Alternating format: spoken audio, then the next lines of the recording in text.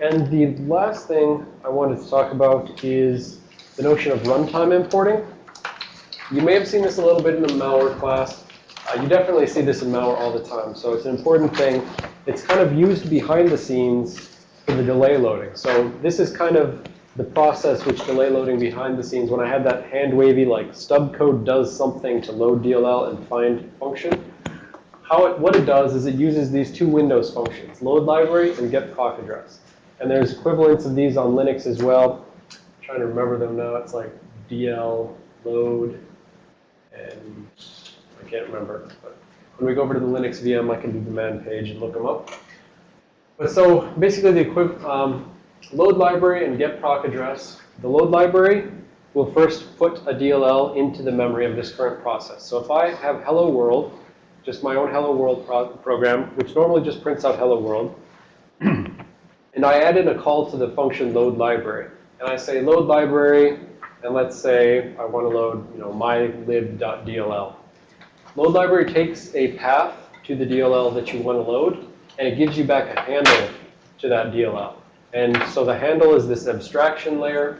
And so you're not, I mean, it's supposed to be an abstraction, but in reality, this handle is actually the base address where that DLL got loaded.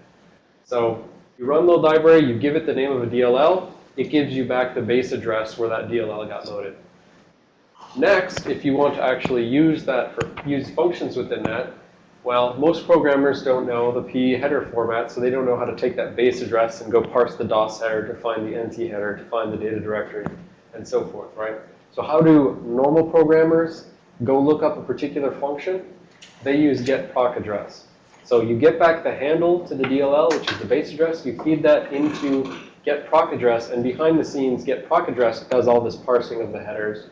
And so you pass get proc address, my function 1. So I just loaded my DLL, and then I say look up the address of my function 1. And I store that into a local variable, or I store that into a global variable.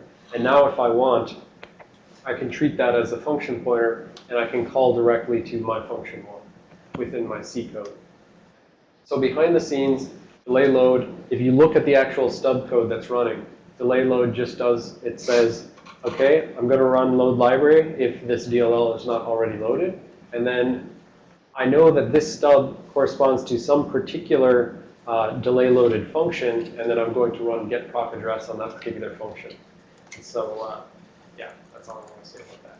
You'll see malware use this basically, and then malware wants to potentially obfuscate their imports, right? We've been looking at nice normal binaries.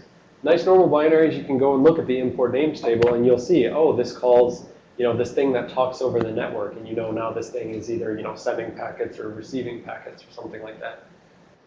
So malware wants to obfuscate its import names table essentially, and they don't want to just have it in plain text, the list of all the functions that they're importing.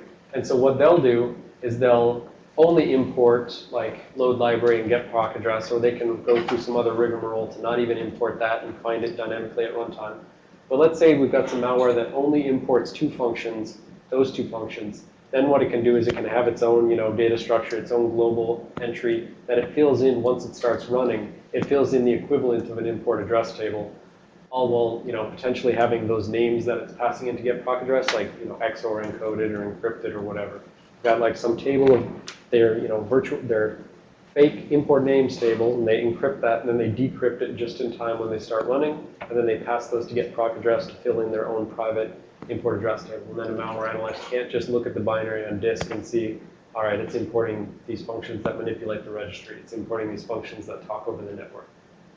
So yeah, get proc address and load library are very common. You'll see those used in a lot of malware that's doing basic obfuscation.